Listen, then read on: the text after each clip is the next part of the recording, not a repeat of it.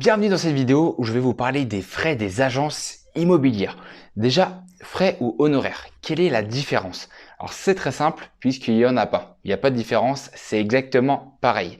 Donc dans cette vidéo, j'utiliserai toujours le mot frais. Alors les frais d'agence, c'est quoi? Alors c'est tout simplement une rémunération, c'est une commission qui sera à la suite d'une transaction immobilière reversée à l'agence en question.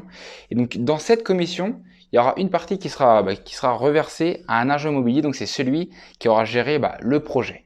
Ce qu'il faut savoir et ce qu'il faut retenir surtout avec la rémunération, c'est qu'en moyenne, en France, c'est entre 5 et 6% de frais. Alors je tiens vraiment à appuyer sur un point, il faut vraiment faire la distinction entre les frais d'agence et les frais de notaire.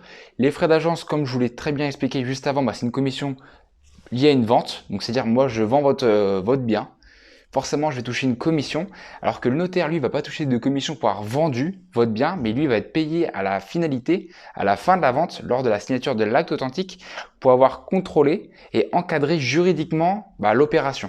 Mais l'avantage de la rémunération d'un agent immobilier, c'est qu'on est payé uniquement au résultat. C'est-à-dire que ça vous engage pas à passer par un professionnel et à payer un professionnel même s'il vend pas, parce que tout simplement, on est payé qu'au résultat. Donc si je m'occupe de votre projet, et que malheureusement je fais des visites mais ça n'aboutit pas, je n'arrive pas à vendre votre maison pour X raisons, eh bien je ne serai pas payé. C'est-à-dire que moi je suis payé uniquement si je vends. Donc entre le moment où je commence à vendre et le moment où je vends, on peut clairement dire que je travaille gratuitement. Et si je vends pas, j'aurais travaillé pendant X temps gratuitement.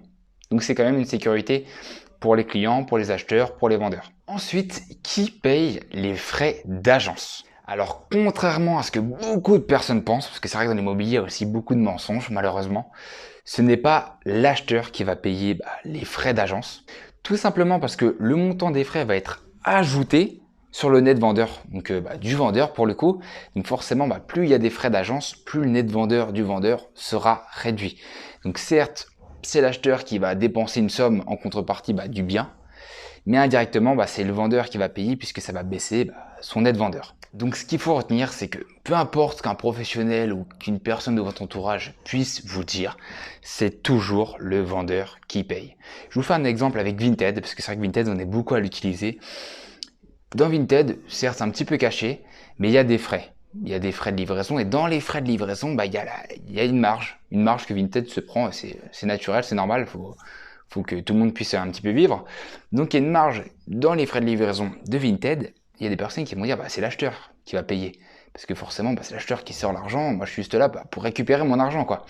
Sauf que non, parce que vu qu'il y a des frais de livraison, admettons à 3 euros, moi je vends un t-shirt à 5 euros, je me dis, il n'y a personne qui va acheter mon t-shirt à 8 euros, je le sais. Donc je vais devoir baisser, admettons, mon t-shirt à 3 euros pour me dire, vu qu'il y a 3 euros de frais avec la livraison, à 6 euros, 5-6 euros, ça se vend. Donc au final, vu que je dois baisser mon net vendeur, c'est moi qui paye quand même au final. Maintenant, là où vous pouvez gagner ou du moins économiser le maximum d'argent lors d'une transaction immobilière, c'est de passer par une agence, premièrement, en qui vous avez confiance. Ça, ce cas-là, c'est normal. Mais surtout, une agence qui est faible en frais. C'est-à-dire n'allez pas choisir forcément l'agence à 8%, même si elle vous prétend qu'elle a 20 ans d'ancienneté, mais plutôt aller choisir une agence à 3, 3,5, peut-être 4% grand maximum, mais en qui vous avez confiance. Parce que mine de rien, 3-4% d'honoraires, ça fait 10-15 000 euros sur 300 000 euros. Donc c'est quand même pas négligeable. Maintenant, je vais répondre à une question que beaucoup de personnes se posent, et c'est normal d'ailleurs, c'est pourquoi les frais d'agence sont-ils autant élevés? Alors tout dépend de la notion que vous avez de élevé. Moi pour ma part, je trouve pas ça si élevé que ça. Maintenant, c'est sûr que si vous comparez avec des agences à 4, 5, 6, 7% de frais, est-ce que c'est élevé? Bien sûr que oui. Ne cherchez pas plus loin. Entre 4 et 8% de frais, pour moi, c'est élevé.